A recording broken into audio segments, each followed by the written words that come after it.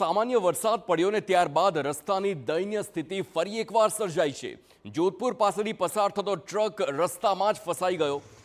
જ્યાં સમારકામ થતું હતું તે જ સ્થળ પર ટ્રક ફસાયો। કોન્ટ્રાક્ટરે કાચું કામ કરી રસ્તો ખુલ્લો મૂકી દીધો હતો।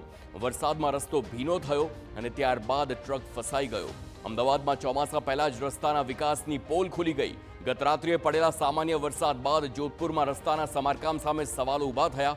જોધપુરમાં જે પ્રકારે એક ટ્રક પસાર થતો હતો ને ત્યારબાદ નવાઈની વાત તો એ છે કે જે સ્થળ પર ટ્રક ફસાયા ત્યાં થોડા દિવસ પહેલા જ સમારકામ કરવામાં આવ્યું હતું। રસ્તા પર ટ્રકનું ટાયર ખૂપી જતા ટ્રકને બહાર કાઢવામાં ભારે જહેમત પડી। અમદાવાદ મહાનગરપાલિકા અને એમના કોન્ટ્રાક્ટરો કેવું કામ કરે છે એના વધુ એક ઉદાહરણ અથવા તો એ દ્રશ્યો છે એ સામે આવી રહ્યા છે। આજે સવારમાં વટવા વિસ્તારમાં પણ એ પ્રકારની સ્થિતિ થઈ હતી। ત્યારબાદ અત્યારે હાલ આપ જોઈ રહ્યા છો કે ગતકાલના વરસાદ બાદ જોધપુર ગામ પાસે અહીંયા આ ટ્રક પસાર થઈ રહ્યો હતો અને અહીંયા જે રોડ હતો એમાં ફસાઈ ગયેલો આપને જોવા મળી રહ્યો છે। સ્થાનિકો સાથે વાતચીત થઈ એમનું કહેવું છે કે થોડા દિવસ પહેલાં અહીંયા કામગીરી કરવામાં આવી હતી। ત્યારબાદ વાહનને અહીંયાથી પસાર થવા માટે આ રસ્તો ખોલી દેવામાં આવ્યો હતો, પરંતુ એનું જે પુરાણ કામ કરવું જોઈએ એ યોગ્ય રીતના થયું ન હતું ને એના જ કારણે ગઈકાલ રાતે જ્યારે વરસાદ થયો જમીન ભીની થઈ અને ત્યારબાદ અહીંયાથી ભારે વાહન પસાર થઈ રહ્યું હતું ને એ ખાડામાં અહીંયા ખૂંચાઈ ગયેલું આપને જોવા મળી રહ્યું છે ને એના જ કારણે એનો સામાન પણ અન્ય ટ્રકમાં ફેરવવામાં આવી રહ્યો છે।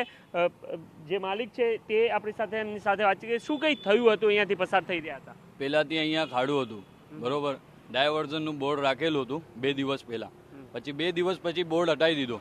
ડાયવર્ઝનનું જે મ્યુનિસિપાલિટીવાળા હતા ને એ લોકોએ ડાયવર્ઝનનું જે બોર્ડ આવે છે ને એ હટાવી દીધું। પછી ગાડી રાત્રે આપણે મારો ડ્રાઈવર લઈને આવ્યો તો ડાયરેક્ટ ખાડામાં આખી ગાડી જતી રહી। ને અમારા મોદી સાહેબ કહે છે કે બોલે આપણે સ્પેસ ટેકનોલોજીવાળું રોડ છે, આ અમારું સ્પેસ ટેકનોલોજીવાળું રોડ છે। આવી રીતે આ જો તમે પોતે મહાનગરપાલિકા તો કરોડોનો ખર્ચો કરે છે આ રસ્તા તમે પોતે જોવો છો સાહેબ, તમે પોતે જોવો છો ને, તમારા સામે જ છે જે છે।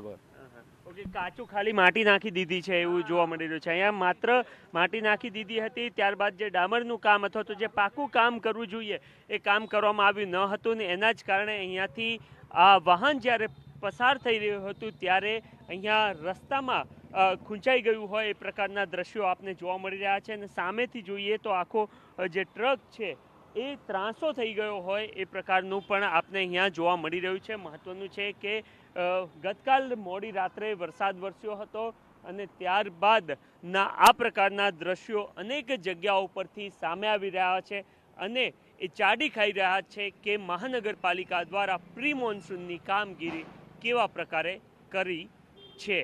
કેમેરામેન ઇમરાન શેખ સાથે નરેન્દ્ર રાઠોડ, TV9 અમદાવાદ। તો આ તરફ